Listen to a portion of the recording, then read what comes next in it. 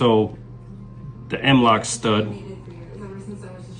on arrival is actually installed upside down from the factory. So you've got to take this off and flip it around so that the flats go towards the M-lock rail. And then you're going to take your firearm. I'm going to make sure it's clear. Your stud goes into the M-lock. So before you start, you want to adjust your straps to where you think you're going to have the proper amount of tension. And then you're going to have to cut and burn your ends.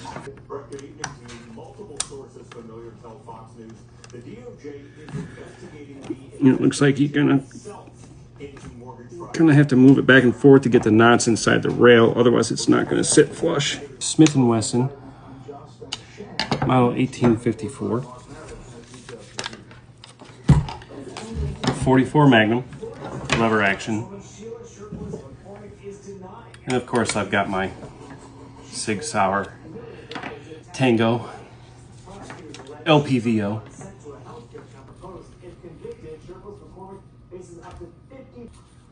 And then locks in place.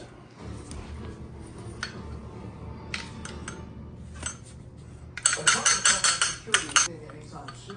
That statement comes after local officials said the federal immigration crackdown centered around Charlotte, North Carolina is over.